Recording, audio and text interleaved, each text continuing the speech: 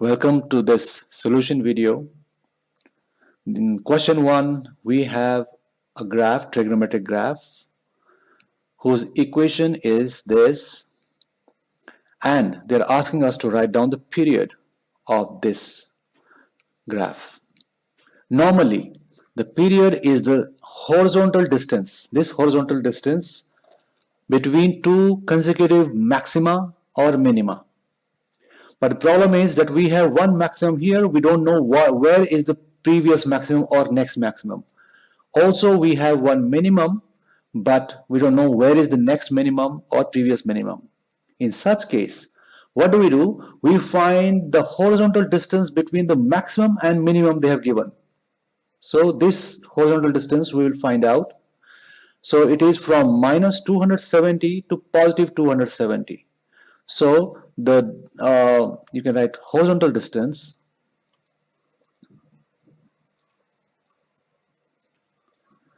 between consecutive maximum and minimum is 270 minus 270, which is 540. Okay, so since we did not get two consecutive maxima or minima, we just found the horizontal distance between the maximum and minimum we have. And next step is just double this, because sine, cosine, these trigonometric graphs are a uniform graph. That means exactly after this distance we'll get next minimum. If I continue this after this, next minimum will be after 270 for sure. And that's why we double the distance we got. So the period, the question part A says what is the period? The period is 540 degrees times 2, which is 1080 degrees. Let's see what is the next one. Write down the values of A, B, and C. Let's start with B. Okay, if we have the equation y equal to a sine bx plus c, b is 360 degrees divided by period, right? But it is for bx. Here we don't have bx, we have x over b. So let me change the equation I just wrote. Can I write this as 1 over bx plus c? That means 1 over b, which is the coefficient of x in place of b, will be 360 divided by period. Okay, and period we just found out is 1080. 360 divided by 1080, and it is 1 over 3. We can cancel. 36 times 3 is 108, so it becomes 1 over 3. That makes, because 1 over b is equal to 1 over 3, that makes b equal to 3. Let's talk about A. A is the amplitude of the graph, and the amplitude of this graph is maximum, which is 2, minus minimum, which is minus 6, divided by 2, and this is the amplitude, which is 2 plus 6, 8 divided by 2, which is 4. What is the logic behind this? Basically, if we subtract minus 6 from 2, we get this distance, the distance between the two. Yeah, if you want to find distance between any two numbers, we just subtract the smaller one from the bigger one, just like this. Minus 270 was subtracted from 270 and we got 540, the distance between them. Similarly, we got 2 minus 6 equal to 8, this distance. And amplitude is always half of the distance which is between maximum and minimum. So this distance was 8, so the distance between this and this is 4. And that's why we got amplitude equal to 4. So we got A equal to 4. Let's write it here. Now C. C is the axis, the middle line of the graph. And for axis, we have similar formula, which is maximum plus minimum divided by 2. So what are we finding? We're finding the average of the two, not the distance between the two now. We're finding the average. What is the middle line of the two? This is the middle line. We can see it visually, but mathematically we can calculate like this. So it will become 2 minus 6 over 2. 2 minus 6 is minus 4 over 2 minus 2. Y equal to minus 2 is the axis, and that's why C becomes minus 2. This middle line is the C. Okay, question number 2 now. Points A and C have coordinates minus 4, 6 and 2, 18. Okay. The point B lies on the line AC, so that AB vector is 2/3 of AC. Alright, let me, okay, do this. So let's try to visualize this. A, C, this is minus 4, 6, this is 2, 18. Vector AB, so suppose AB is here, it will be 2/3 of AC. So 2/3 means little more than this. This is 2/3 of AC. That means this is two shares and this is one share. That's how it becomes. If total length is 3, 2 is up to B and 1 is after that. That's what it's saying. So the ratio of AB and BC is 2:1. That's what this line tells us. Find the coordinates of B. We have to find the coordinates of B. Let's call those coordinates as A, B. Alright? Let's take the help of this relationship to find the coordinates of B. So we know that AC will be the position vector OC minus the position vector OA. Why? Because C is the head and A is the tail, and that's how it will be. Okay, what is OC? OC is the position vector of C, which are the coordinates of C actually. So OC will be 218 minus OA will be minus 4, 6. And this is AC, which will be equal to 2 minus minus 4 is 6. 18 minus 6 is 12. 6, 12 is AC. Now the relationship says that AB is 2/3 of vector AC. Yeah, so we can write 2/3 of vector AC, which is 6, 12. So that gives us 2/3 of 6 is 4. 2/3 of 12 is 8. Yeah, 4, 8. So AB, vector AB is 4, 8. And now AB can be written just like this. Let me write here. AB equal to position vector OB minus OA. OA is known to us, which is, let's rearrange this first because we want to find OB, right? We want to find the coordinates of B. So let's leave OB here and write AB plus OA equal to OB. So we'll find the position vector this way. AB is known to us. AB is how much? 4, 8, just found out. OA is this minus 4, 6 position vector, and that becomes OB, which is 4 plus minus 4 is 0. 8 plus 6 is 14. So the coordinates of B are 0, 14. And that's what they said. Find the coordinates of B. Whatever is the position vector OB become the coordinates of the point. 0, 14 is the answer. Next part is this. Find the equation of the line L which is perpendicular to AC. Okay, so let's go back to our drawing. And it passes through B. That's what they're saying. So we need to find the equation of the line which is this. perpendicular to AC and passing through B.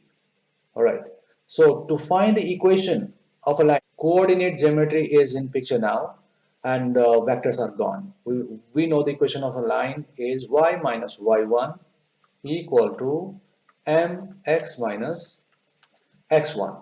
Y and x are fixed, so y remains y, x remains x. X1, y1 are the coordinates of the point lying on the line, and AB. This 0, 14 is point B which is lying on the line. So we know 0, 14. So this is 0, x is 0, y is 14. What is left? The gradient of the line. So can we find the gradient of the line AC so that we can convert it to the gradient of this line? Yes, we can find the gradient of line AC. Let me write here. Gradient of line AC will be y2 minus y1 over x2 minus x1. So y2, let's take 18 as y2, minus y1, 6 is y1, over 2 is x2, minus 4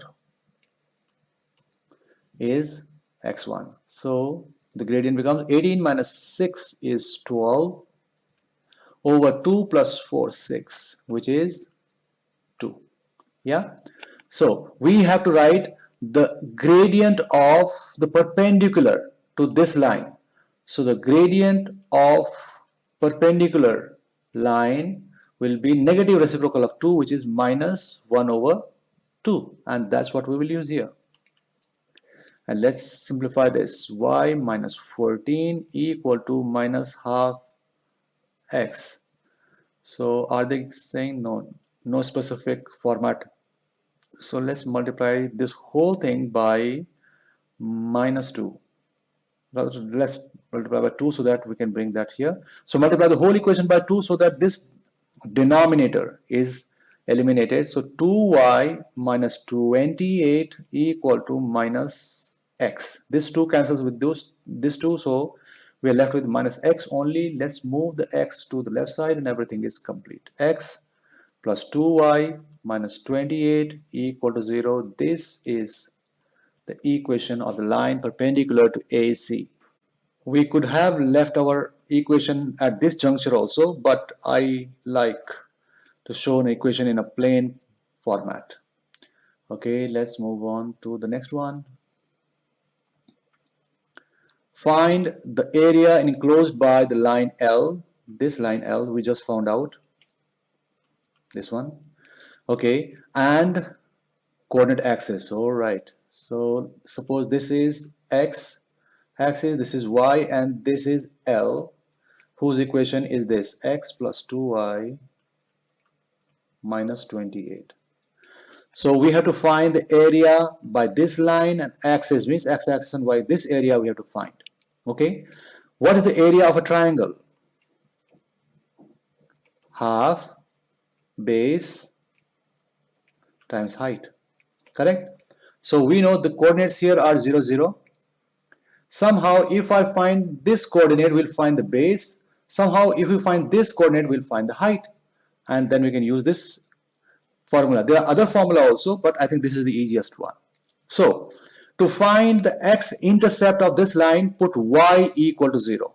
So for x-intercept, that's what it is, right? This point is x-intercept of the line.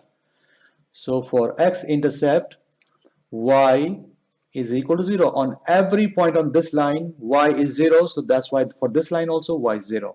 So x plus 2 times 0 minus 28. Sorry, did not write equal to 0 here. Equal to 0. So this becomes 0. X equal to 28. That's what we get. That means the coordinate here is 28, 0. That means the base becomes 28. Now for y-intercept, this one, to find this coordinate of this y-intercept, we'll put x equal to 0. So let me do it here. For x, not x, y-intercept, x is 0. So 0 plus 2y minus 28 equal to 0. 2y equal to 28. So y equal to 28 over 2, 14. So the y-intercept is 0, 14. So this height is 14. So we know height is 14, base is 28. We can find the area now. Half times base times height, which will be 2 and this cancels 7. 28 times 7, 196 units square. Question 3a part. Find the vector which has a magnitude of 39 and is in the same direction as this vector. So let me draw this vector in some random direction. Suppose this is the direction and it is 12i minus 5j. I'm writing in algebraic form. Okay. And there is one more vector, maybe longer than this or shorter than this, we don't know. But we know that its magnitude is 39. So if two vectors are parallel, they are scalar multiple of each other. They are basically, their magnitude is a multiple of each other because their directions are same. So let's find the magnitude of this one and see how many times bigger or smaller is this vector as compared to this vector. So let me write here 12i minus 5j. The magnitude, I'm writing lines around this absolute lines, that means I'm finding the magnitude, is square root 12 square plus negative 5 square. We just square the coefficients of I and j and add them, then square root. We get it equal to square root 144 plus 25, which is square root 169. That comes out to be 13. That means the magnitude of this vector is 13 and magnitude of the other vector is 39. And we should know that 13 times 3 is 39. That means this unknown vector is 3 times the vector 12i minus 5j. 12i minus 5j, which will be 36i minus 15j. Since they gave us this vector in column notation, let's convert this to column notation. So it will be 36 minus 15. You write this way or this way, both are acceptable. Here is the B part. Given that vector A is this in column notation again and vector B is this, we have to find lambda and mu, the parameters which are true for this relationship. Whenever we have such a situation, first we should substitute the values of A and B. Let's rewrite it by substitution. 5 was 5. Now A will be replaced by 2 minus 1 plus lambda 4 6 equal to mu and minus 4 5 is B. Now in vectors, whatever is the motion in I direction does not affect the one in J direction. That means we can compare the X components and Y components separate. What I mean is this: 5 will multiply with 2, that makes it 10. Lambda multiplies with 4 equal to minus 4 mu. So I only focused on the X components and they are this. So similarly we can write for the Y components also. Minus 5 plus 6 lambda equal to 5 mu. So what do we have? We have two simultaneous equations now and we can eliminate one of the variables. So let's eliminate lambda. How? Let's make this 6 as 12 and this 4 also 12 but of opposite signs, and that's how it will be eliminated. How can I make 6 as 12? Let's multiply it by 2, rather minus 2, so that it becomes minus 12. And let's multiply this equation by 3 so that this becomes 12 lambda. So equation 1 multiplied by 3 becomes 30 plus 12 lambda equal to minus 12 mu when each one multiplied by 3. Similarly, we'll multiply this by minus 2 now. It becomes positive 10 minus 12 lambda, and that was the purpose. They must be same with opposite signs so that I can cancel them out. Minus 10 mu. So let's add the two equations now. 40 and they cancel out, equal to minus 22 mu. So mu becomes minus 40 over 22, and that is minus 20 over 11. We found mu. Let's find lambda, and we can use any one equation. Let me use this equation. So 10 plus 4 lambda equal to minus 4 times mu, and mu is minus 20 over 11, known to us now. So 4 lambda remains here, and this becomes 80 over 11, and minus 10 goes to the other side. This one 10 goes there, becomes minus 10, and 80 over 11 minus 10 will give us something which will be 110 minus 30 over 11, and let's make it divided by 4 both sides, 4 here and 4 here. Lambda is minus 30, rather we can cancel this also, 15. So minus 15 over 22 is the value of lambda. Got both of them. Move on to the next. Given that this is the combination of surd alphabets, and we have to convert them to p to the power a, q to the power b, r to the power c, and find the values of a, b, c. Alright, so in such cases, first of all, we should simplify each one with its exponent. Like q is already with minus 2, so don't touch it. But pr, they have square root. Convert square root to the power half. Next, the cube root of r becomes r to the power 1/3.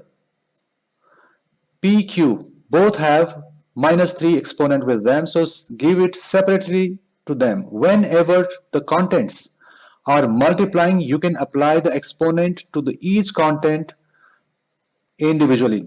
It is not possible with addition. Please keep in mind, p plus q, the whole cube does not mean pq plus q cube. No, we can't apply this 3 to each one individually because they are adding, but in multiplication we can do that.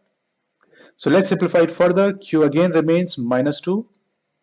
P will have its own half now because we can apply half to both. They are multiplying, and half goes to r as well. Here r to the power 1/3, p to the power minus 3, q to the power minus 3, and that was the aim, each one with exponents. Now let's collect p together. P is here, half. So write half. And because this p is subtracting, we will not subtracting, dividing. So the exponents will subtract. Q. Q has minus 2 on the numerator and minus 3 on denominator. So we'll subtract this also because they are dividing. R. R has half and 1/3 down there. Okay, is something left? Nothing is left. So now it becomes p to the power half plus 3, q to the power minus 2 plus 3, r half minus 1/3. And now half plus 3 will be 7 over 2. Q minus 2 plus 3 is 1, and r, it will be 6 denominator, and 3 minus 2, 1 over 6. So we got A equal to 7 over 2, B equal to 1, and C equal to 1 over 6. Bring on the next one. Solve the equation 3x to the power 4/5 minus 8x to the power 2/5. Okay, so here we can see that both of them have something fifth, and I can write 4/5 as 2 times 2/5. That means x to the power 2/5 can be in both of them. Let me do that. 3x to the power 2/5, that's what I want, and then I'll give it another exponent square. When an exponent is over another exponent, they multiply, and that's what I've done. 2/5 I've given inside and 2 I've given outside, so that if I multiply them, I get back 4/5. That actually I don't want back, but I just wanted to explain to you. So this is already 2/5, so let's write 2/5 plus 5 equal to 0. And now let's assume x to the power 2/5 equal to, say, a. It makes our job easier if we just give it a simple alphabet, so that our equation becomes simpler. So it becomes 3a square minus 8a plus 5 equal to 0. See, it becomes a simple quadratic equation. We'll go back to that later. First, let's simplify this. You can use your calculator or quadratic formula. I'm using factoring. So 3a square minus 3a minus 5a plus 5. So 3a, a minus 1 minus 5a minus 1 equal to 0. So a minus 1 and 3a minus 5 equal to 0. So this one gives us a minus 1 equal to 0, and that is a equal to 1. This gives us 3a minus 5 equal to 0, which is 3a equal to 5, and a is 5 over 3. So I have two solutions for a, but our question was about x, not a. So let's go back to x. X to the power 2/5 is equal to 1, that is first answer, and x to the power 2/5 equal to 5 over 3. Whenever you have a exponent that you want to get rid of out of the base, which is variable, give it another exponent which is reciprocal of this, 5 over 2. Similarly, you'll have to give same exponent to the other side also. And what is the purpose? 5 over 2 multiplied by 2/5 will be 1, and we are left with just x. This and this will cancel out. Equal to 1 to power anything will be 1, so don't worry about it. X equal to 1 is your solution for this one. Same we'll do here. We'll give the exponent 5 over 2 here and 5 over 2 here. So again, 2/5 and 5 over 2 cancel out. X equal to this. Put this in a calculator and you'll get your value. Let me try it myself. And by the time I do this, please subscribe to this channel and motivate me to make more videos. Like, share this video with your friends, and let this knowledge spread out. Okay, when I use my calculator, I got about 3.59. So these are the two answers, x equal to 1 and 3.59. Next, please. That next is this. The polynomial, this has a and b integers, variable, not constants, and is divisible by x minus 2. Is divisible by x minus 2, that means there will be no remainder if this polynomial is divided by x minus 2. When p prime x, not px, p prime means first derivative of px is divided by x plus 1, the remainder is minus 7. So since they are talking about remainders in both, we'll use remainder theorem. So the first statement says that if x minus 2 is a factor of this, so that means if x minus 2 is equal to 0, which makes x equal to 2, we substitute this into the polynomial will also become 0 because its root will become 0. It will make the polynomial 0. So let's substitute x equal to 2 in the main polynomial. P2 will be a 2 cube plus b 2 square plus 6, 2 plus 4, and it will give you no remainder, 0. 8a plus 4b plus 12 plus 4 equal to 0. That makes it 8a plus 4b plus 16 equal to 0. We can simplify this, but let's leave it like this. Let's go to the second one. They're saying p prime this x minus 1, yeah? So if x plus 1 is equal to 0, x is equal to minus 1. So p prime minus 1 should be minus 7. This will be the remainder when minus 1 is substituted in p prime. First of all, we should know what is p prime x. So let's differentiate this. Ax cube.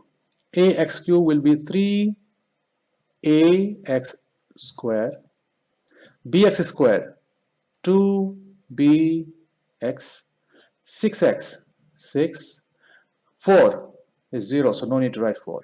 So now here we will substitute minus 1, this one. So p prime minus 1 will be 3a minus 1 square plus 2 times 2b times minus 1 plus 6, and that is equal to minus 7. So minus 1 square will be positive 1, 3a.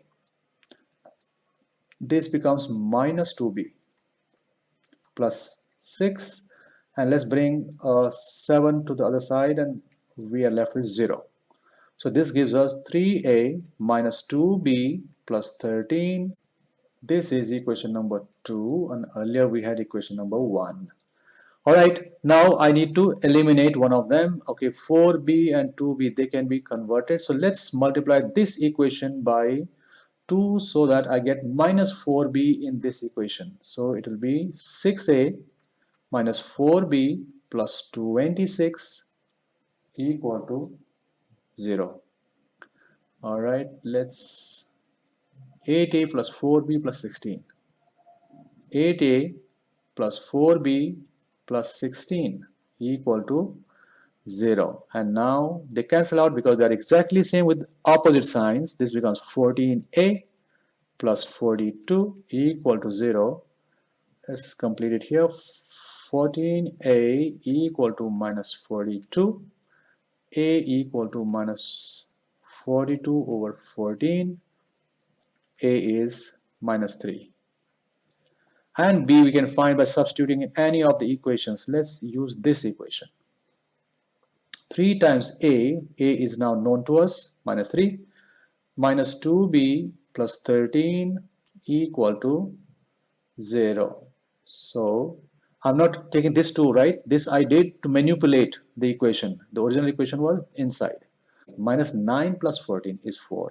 So minus 2b plus 4 equal to 0. So minus 2b equal to minus 4, and b becomes minus 4 divided by minus 2, which is 2. So b is 2. This one has another part. Using your answer in part A, find the remainder of second derivative of p divided by x. Alright, so we have to find the second derivative of this part A. So first, what was the first part? This was the first derivative. Let me copy this, and we know we've got the value a equal to minus 3 and b equal to 2. Those I will substitute there. So here they are. Let's substitute the values a equal to minus 3 and b equal to 2 in this. So p prime x is 3 times minus 3 x square plus 2x plus 6, which is minus 9 x square plus 4x plus 6. Now we have to find second derivative of the same function, which will be minus 2 times 9, 18x plus 4. We have to divide this by x and find the remainder. So can we write x as x minus 0? That means 0 is the root. Okay, so we have to substitute this 0. P second derivative 0 by using remainder theorem, we'll substitute 0. So minus 18 times 0 is 0. We are left with 4. 4 will be the remainder. This is the final answer when second derivative of px is divided by x. Question 6. A curve with equation y equal to fx is such that the second derivative d square y over dx square is this. The curve has a gradient of 5. Gradient is nothing but dy over dx. When the point is 0, 5 over 3. Find the equation of the function. Find fx. That's what they're saying. So from second derivative, we should go to the first derivative first. So if we integrate second derivative, d square y over dx square with respect to x, and do the same on the right side also, e to the power 3x dx plus 4x dx. The constants I have put out because they don't affect integration or differentiation for that matter. So let's keep them out and integrate only the inner ones. So when we integrate the second derivative, because integration is antiderivative, it becomes dy over dx. 6 remains 6. Derivative of e to the power 3x is e to the power 3x itself divided by the differentiation of the exponent. Differentiation of 3x is 3 plus 4, and differentiation of, sorry, not differentiation, integration of x is x square over 2, and there will be plus c also. So let's cancel out these things, 2 and 2. So we are left with what? 2 e to the power 3x plus 2x square plus c. Before we proceed, we have to evaluate this c so that we can go to fx. So to evaluate this, we'll use this fact. dy over dx is 5. That means we'll replace dy over dx by 5. When x is 0, replace x by 0. 3 to the power 0 and plus 2 0 square plus c. This is 0 square. This is gone. And let's complete it here. 5 equal to e to the power 0. 3 times 0 will be 0. E to the power 0 will be 1. So just 2. So that means 5 minus 2 equal to c. C is 3 in this case. So our equation becomes dy over dx equal to 2 e to the power 3x plus 2x square plus 3 now. This c is replaced by 3. Now we have to integrate them again to get y. So I integrate them again with respect to x. So it becomes y equal to 2 remains 2 e to the power 3x over 3 again, just like in previous step we did, plus 2x cube over 3 plus 3x plus c. And now again we have to evaluate this c, and this time we would use this fact that when x is 0, y is 5 over 3. So y is 5 over 3 equal to 2 e to the power 3 times 0 over 3 plus 2 0 cube over 3 plus 3 times 0 plus c. This is 0, this is 0. And this is 1. E to the power 0 is again 1, so it will become 2 over 3 only. 5 over 3, and that 2/3 comes to the left side equal to c, and that will be 3 over 3, which is 1. So c is 1. What is the final equation? Rather, they wanted fx, right? So let's write fx in place of y. equal to 2 over 3 e to the power 3x plus 2 over 3x cube plus 3x, and now we got c equal to 1. Next please. The first three terms in ascending orders of x and the ascending powers of x in expansion of this, okay, are these three: 64, bx and cx square, where n, a, b, c are constant. Find the value of n. What is the exponent here? So if we expand 2 plus ax to the power n in ascending order, ascending power of x, it will be like this: nc0. Because we want ascending powers of x, so we will write ax first to the power 0, 2 to the power n plus nc1 ax to the power 1, 2 to the power n minus 1 plus nc2 ax to the power 2, 2 to the power n minus 2. This is the expansion, but they are asking only n, and this term will give us n. Why? Because nc0 is always 1. No matter what is the value of n, any number c0 in your calculator, just put 6c0 or 8c0 or 10c0, you will always get 1. So it does not matter what is the value of n. Ax to the power 0, anything power 0 is also 1, and 2 to the power n will give you a constant. Yeah, because 2 is a constant, its power n will give you a number. And what is the constant among these three? 64. Make it equal to 64. 2 to the power n equal to 64. Use logs on both sides now. Log, because 1 times 1 is 1, so ignore it. Just 2 to the power n equal to log 64, and log 2, n goes and becomes the coefficient equal to log 64, and that gives us n equal to log 64 over log 2, and that is 6. N is equal to 6. B part says show that 5b square equal to 768c. That means b and c both are involved, so we'll have to equate the coefficient of x and coefficient of x square. Let's talk about coefficient of x, which is this, because ax to the power 1 will give us ax, and that becomes the coefficient of x. So let's write it here.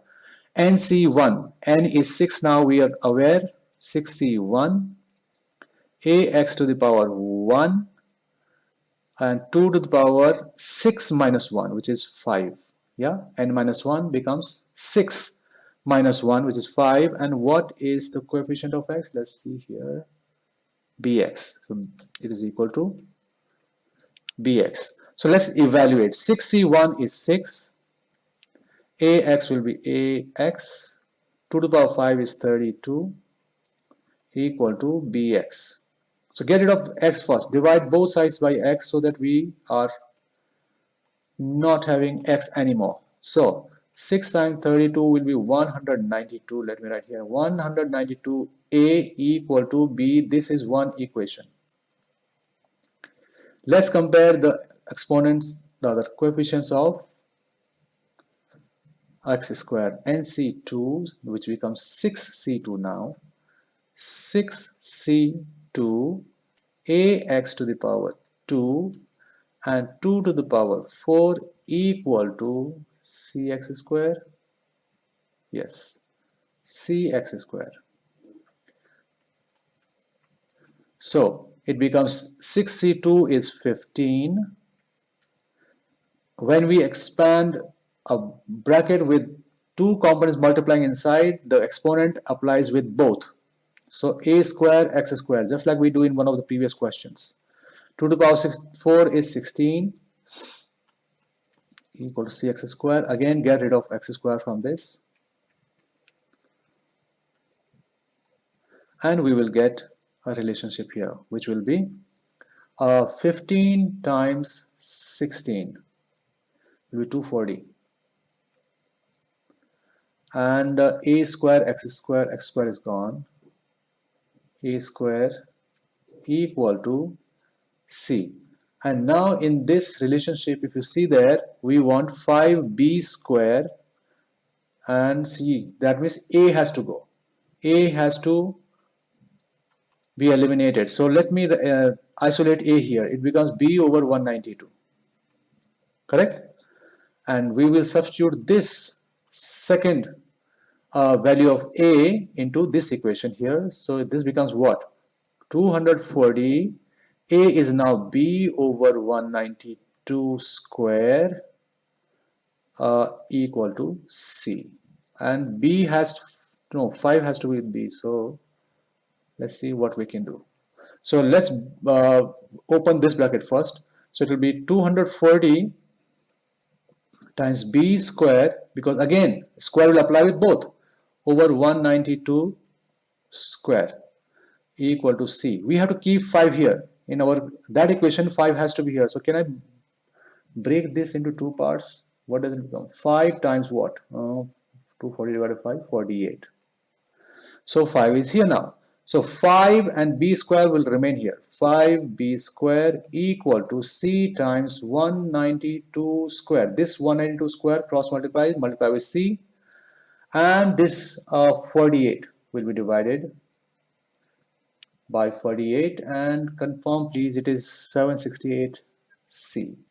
192 square over 48 should be 768. Let me confirm this. Yes, it is 768. Next, given that b is 12, find the exact value of a and c. Let's find c because we have an equation here for c. So 5 times 12 square equal to 768c. C becomes 144 times 5, 720 over 768. And if we minimize this, this will be 15 and this will be 16. 15 over 16, that is the value of C. What about A? A we had isolated already. A was B over 192. Yeah. So B is how much? 12. So 12 over 192, that is A. So if we divide by 12 itself, so it becomes 16. 1 over 16, that is A. This was C. Next, question 8. A circular measure figure is given and the radius is 5 centimeters, this chord is 6 centimeters, and we have to show that angle AOC, this one, is 1.287 radians, correct to 3 decimal places. Since this is the radius, this one is 5 centimeters, this will also be 5 centimeters, this will also be 5 centimeters because O is the center, and from center to the circumference any line is 5 centimeters. So let me redraw the same triangle here so that I don't spoil the main drawing. So this is like this, this is 5, this is 5, this is 6, and I have to find this angle. Let's call this angle alpha. Okay, and since I know all three sides of a triangle and I want to find one of the angles, cosine rule is the best. What is cosine rule? A square equal to b square plus c square minus 2bc cos A. This side and this angle must match. That means this side is opposite to this angle. For us, the angle is alpha. So I'll write cos alpha. Which side is opposite to that angle? 6. So A becomes 6. And other two sides become B and C. 5 square plus 5 square minus 2 times 5 times 5. And just find alpha by solving this. This is 6 square is 36 equal to 25 plus 25, 50. minus 2 times 5 is 10, 10 times 5 is 50 cos alpha. Let's bring this 50 to 36. 36 minus 50 equal to minus 50 cos alpha. Okay, minus 14 equal to minus 50 cos alpha. Divide both sides by minus 50. Cancel out. Alpha will be cos inverse. These two negatives cancel out. 14 over 50. And which is certainly going to be 1.287. Next parts are, as usual, find the perimeter of the shaded region B part, and C part says find the area of the shaded region. So let's copy the shape here so that it is readily available for reference. So we want to find the perimeter first. Perimeter will be the lines which are enclosing the shaded area. So let me write which we already know. We already know this is 5, this side.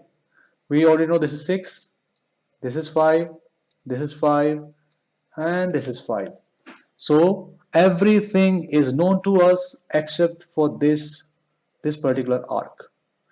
Right. So let's write the ones which are known to us. So perimeter will be 6 plus 5 multiplied by how many times?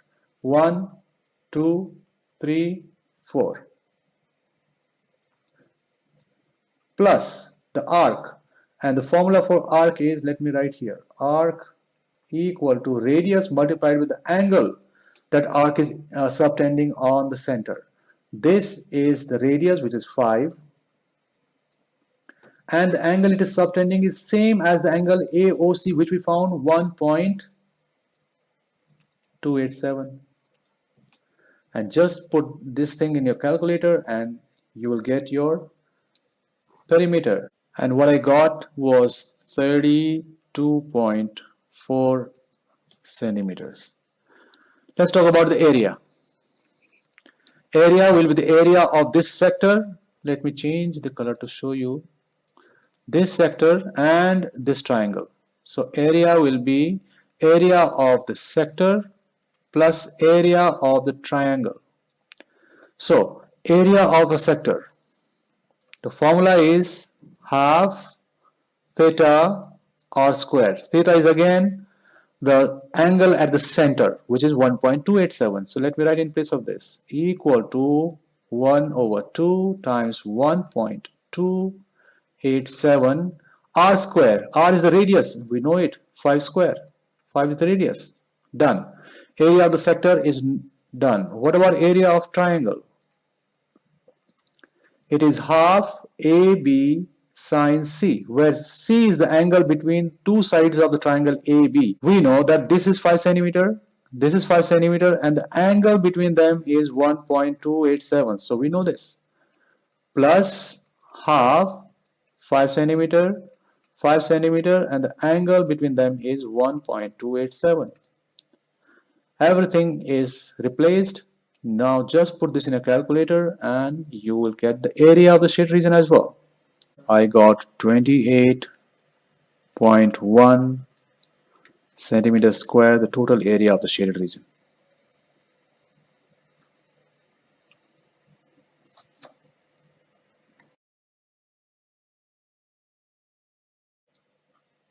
Question 9a part. Find the coordinates of the stationary points of the curve. This one, give your answers in exact form. Since two parts with variables are multiplying, we will use product rule. In product rule, we differentiate one of the parts. Let's say 2x plus 1. We'll differentiate this, but we will not differentiate the other one. Plus, the second time we will not touch 2x plus 1, but we'll differentiate x minus 3 square. Let me put another bracket here. And that's how the differentiation will be carried out. And for stationary point, this differentiation has to be equal to 0. Why? Because at stationary points, means the turning points, the tangent is parallel to the x-axis, horizontal line, and gradient of a horizontal line is 0. And differentiation is nothing but gradient of tangent, and that's why we made it equal to 0. So let's do it. Y prime or dy over dx will be the differentiation of 2x plus 1 is 2. X minus 3 square remains x minus 3 square plus 2x plus 1, and differentiation of this one, it is power of a function. So this 2 comes in front and there is no change to the bracket except the exponent goes down by 1. 2 minus 1 is 1, so okay, let me write it. There's no need to write it, but to show you, I'm writing it 1 here. Further, we multiply by the differentiation of what was inside the bracket, x minus 3. What is differentiation of x minus 3? Just 1. Done. It is equal to 0. So now, whenever we have a plus in between, try to factor the two terms. Let me simplify this one first and then we'll factor it. So 2x minus 3 square is the first one, plus in this one, because x minus 3 is common, so let's multiply 2 with 2x plus 1. So it becomes 4x plus 2. X minus 3, and 1 has no role, leave it, 0. And now we'll factor, because x minus 3 is common in both, we will write x minus 3 as GCF. What is left here? 2. And one of the x minus 3's are out, one x minus 3 is left inside, plus this x minus 3 is already out, so left is 4x plus 2. And x minus 3 remains x minus 3. Here it becomes 2x minus 6 by multiplying plus 4x plus 2 equal to 0. Now x minus 3 and 2x plus 4x is 6x minus 4 equal to 0. Question was, find the x coordinates, right? No, the coordinates, full coordinates. So let's find first x coordinate. X minus 3 is equal to 0. That gives us x coordinate equal to 3. This gives us 6x minus 4 equal to 0. 6x equal to 4. And x equal to 4 over 6 or 2 over 3 positive. Yeah, positive. 2 over 3. These are the two turning points or stationary points, but they are asking full coordinate. That means we have to find the y coordinate of this as well. But we can't find y coordinate from first derivative. We can find y coordinate from the main equation, which is this, y equal to 2x plus 1, x minus 3 square. Let me write here. Y equal to 2x plus 1, x minus 3 square. I will substitute 3 here to get its y coordinate. Y equal to 2 times 3 plus 1 and 3 minus 3 square. Okay, 3 minus 3 is 0. 0 multiplied by anything is 0. So y is equal to 0. We don't have to do anything. So the first coordinate becomes 3, 0. Second, y equal to 2 times 2/3 plus 1, 2/3 minus 3 square. Okay, so y equal to 4 over 3 plus 1, and that is 3 times 3, 9 minus 7 over 3 square. Okay, so this becomes 3 plus 1, 7 over 3 times 49 over 9, which is, yeah, 343 over 27. Looks odd. I hope this is correct. Okay, 343 over 27. So we get second point as 2/3 343 over 27. Okay, the next one is this. On the axis below, sketch the graph of the same function with absolute signs. Okay, let me confirm it is the same 2x plus 1, yeah, x minus 3. Stating the coordinates of the points where the curve meets the axis. So let's find its x-intercept and y-intercept, and let's ignore the absolute sign for the time being. Okay, we'll first draw the graph of this y equal to the original function 2x plus 1 x minus 3 square. Absolute will apply at the last stage. So let's find the x-intercepts first, and this is giving us x-intercept already. If I make this equal to 0, that will make it the whole thing equal to 0, and that will give us the x-intercept. For x-intercept, y is 0, right? So 2x plus 1, let me write here, let's 2x plus 1 equal to 0. So 2x equal to minus 1 over 2. So minus 1 over 2, let's say this is 1, this is 2, this is 3. So minus 1 over 2 will be here. So the graph will pass through this point, minus half.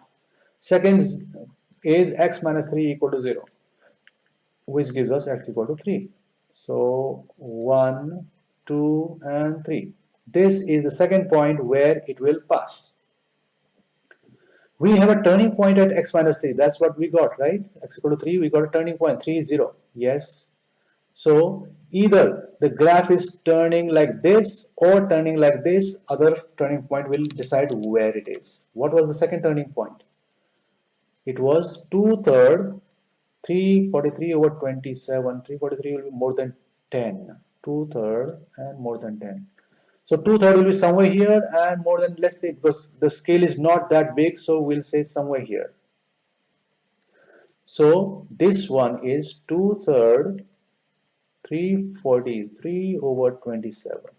So that means this graph is turning like this. Then only it can reach at this turning point. So that's how the graph will look like. Let me complete the graph. It goes through this point. Oh, I have to find y-intercept also. So they said that we have to show where it is meeting axis. So it is meeting axis at this minus 2/3. No, what is that? 1/2. This was 3, and we have to find y-intercept. For y-intercept, we'll substitute x by 0. So 2 times 0 plus 1 is, let's write. So 2 times 0 is 0, plus 1 is 1, and 0 minus 3 is minus 3, but it is squared, so it will be 9, and that makes sense. 1 times 9 is 9. I substituted x equal to 0 in this, and I got 9. So if this is about 10, so let's say 9 is here. This is 9, 0. Doesn't look like a proper scale, but yeah, this is how it is. And we will just join all these points now. Not that good. That's okay.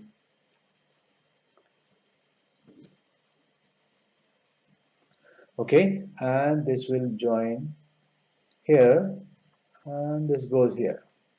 But mind it, the question was the absolute. Now let's apply absolute. When we apply absolute, wherever we have negative, erase that and make it positive by reflecting it. So this part is negative y. We will reflect it and make it positive. So let me draw its reflection something like this. Yeah, exactly same, but upwards. And I will erase the downwards, and my absolute graph will be ready. Done. This is the graph of absolute 2x plus 1, x minus 3 square. What's next? Here it is. Hence, write down the value of the constant k such that this is equal to k has exactly 3 distinct solutions. And if you see, the marks are just one mark for this. That means it has to be with the help of this graph. So since it is equal to k, and this was our one graph, this was y equal to something, correct? Can I write y equal to k equal to something? Whenever y is equal to a constant, it means we are talking about a horizontal line. And that's what I will do. I will draw a horizontal line and see where is it crossing the graph at 3 distinct positions. Right now it is crossing at 1, 2, 3 and 4. No, we have to go down. Okay, let's say it is crossing a 2. 1, 2. No, we want 3. Here it seems 3. Why? This is 1, this is 2, and if this line also goes up, this will be the third one. This is the point where it crosses the original graph at 3 distinct places. They have 3 distinct solutions, and this will be the y value. What was here? 343 over 27. This is the level where it is crossing the graph at 3 distinct places. So K is 343 over 27. That's the answer. Next, question number 10. Jess runs on 5 days each week. That means 2 days he takes rest. In week 1, every run is 2 kilometers. Means every day he runs 2 kilometers. Week 2, 2.5. Week 3, we can see a pattern of. Here they are saying that he runs 0.5 kilometer more than previous week, right? So the 5 days of 1 week, let me write here, 1, 2, 3, 4, 5, 2 kilometer, 2, 2, 2. Next 5 days of next week, 2.5, 2.5, 2.5, and so on, right? Find the week in which Jess runs 16 kilometers on each of the 5 days. So this will keep on increasing. There will be some week where it becomes 16 kilometers. 2 kilometer becomes 16 kilometers. What is that day number? So we can see that every day, every week, it is increasing by the same amount. That means 0.5 is being added. So this is arithmetic progression AP, where A1, let's look at the 1 day only, okay? A1 is 2 and AN is 16. We don't know what is that N, but we know that common difference is 0.5. Every week 0.5 is being added. So I'm comparing only the 1 day of each week, and that will give me N. The formula for AN is A plus N minus 1 D. AN is 16, A is 2 plus, we don't know what is N, but we know the difference is 0.5. So let's open the bracket and see. This 2 goes and subtract from 16 first, so it becomes 14 equal to, and let's open this bracket, 0.5n minus 0.5. So this goes and adds again, 14.5 equal to 0.5 n. So n becomes 14.5 divided by 0.5, which is 29. It's 29th week when he runs 16 kilometers every day. Second part, find the total distance Jess will have run by the end of week 8. Okay, we have to keep in mind that he is not running 2 kilometers in the whole week. He is running actually 10 kilometers, 2, 2, 2, 5 days. Total becomes 10 kilometers. So our A1 becomes 10 kilometers. What is the common difference now? Second week, 5 days, 2.5 each day, multiplied by 5 times, 12.5. So the common difference becomes 12.5 minus 10, which is 2.5 kilometers more than the previous week. Now they want the total distance run by the end of 8 weeks. Total in 8 weeks, how much distance was run? So we will use the formula for Sn, which is n over 2. This is in your formula sheet, n minus 1 d. So let's apply that one here. N is 8. 8 over 2. A is 10 plus 8 minus 1. D is now 2.5. And that's it. Just put this in a calculator Let me do it manually. 4 times 20 plus 7 times 2.5. 4 times 20 plus 17.5 equal to 4 times 37.5, and which is 150 kilometers. Caie also runs on 5 days, just like that. But first week is 2 kilometers, second is 2.5, just like that. But third week is 3.125. It is not 3 kilometers. That means she is going according to geometric progression. She is multiplying by a factor. And that's what they're saying. Find the common ratio of the geometric progression. To find the geometric progression common ratio, we divide A2 by A1 and we get it. A2 is 2.5, that's common ratio, okay, R. 2.5 divided by 2, which is 1.25. This is common ratio. Find the first week in which Caie will run more than 16 kilometers on each of the 5 days. That is, again, we are comparing day to day. So A, and they are saying, is 16 kilometers. A1 we know is 2 kilometers. R we just found out 1.25. So the formula for A and A is A R n minus 1. This R to the power n minus 1.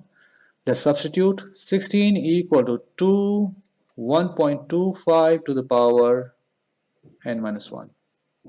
To find the value of n, we have to isolate it. So let's remove this 2 first. 8 equal to 1.25 to the power n minus 1. Whenever we have an exponent, unknown exponent, we want to find it, we have to bring it down with the help of log. So apply log to both sides.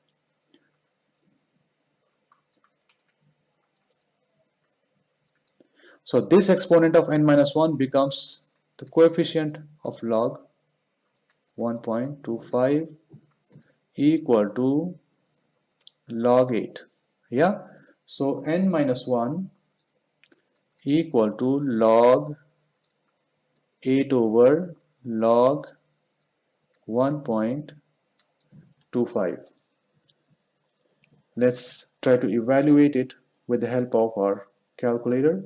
By the time I do this, I would request you to subscribe to my channel, hit that notification bell. Whenever I upload a video, you'll get the notification, and like and share with your friends so that they also get benefited, and I'm motivated to make more videos for you. Alright, when I used my calculator, I got almost 9.32 here, n minus 1. So this minus 1 will come here and make it 10.32 equal to n. That means the week, 10 weeks were over, and it was the 11th week going on when she crossed 16 kilometers. Is it possible? No, it is not possible, because after that she will keep on going same number of kilometers every day, right? So we will say that after 11 weeks she will run more than 16 kilometers. Here's the part 3 now, where they're saying find the total distance traveled by Caie at the end of 8th week. That means, again, they're saying what is S8. The formula for geometric progression, it is Sn equal to A. R is more than 1. Yes, R is more than 1. So it will be R to the power n minus 1 over R minus 1. So again, first week she will be running 10 kilometers, 2 kilometers each day, right? That makes it A equal to 10. But R remains the same, 1.25, because both first and second week they will multiply by 5, so the R remains 1.25 to the power n minus 1 over 1.25 minus 1. And If we use our calculator, I get 198 kilometers approximately. Okay, so next is this: solve the equation, a trig equation between 0 and 180 degrees. Okay, here we have a cosecant square and then we have a cot square on this side. So we should either convert cosecant into cot or cot into cosecant. Because it is squared, we can use this identity: cosecant square x equal to 1 plus cot square x. And that's what I'm going to do here. In place of cosecant square, I will write 1 plus cot square theta minus 5 equal to 5 cot theta. Now, let's open the bracket. 3 plus 3 cot square theta minus 5, and this cot theta also I'll bring it to left side. 5 cot theta equal to 0. So it becomes a quadratic. 3 cot square theta minus 5 cot theta, and 3 minus 5 will be minus 2 equal to 0. So to make it simple, let's assume cot theta equal to t. So it becomes 3t square minus 5t minus 2 equal to 0. And let's solve this by factoring. You can use quadratic formula or straight away your calculator. So myself, I will use factoring. Minus 3t, no,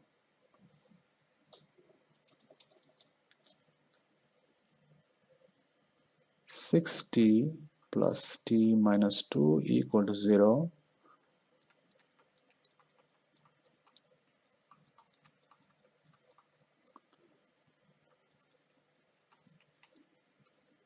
This is the factor I got. So this gives us t equal to negative 1 over 3. This gives us t equal to 2.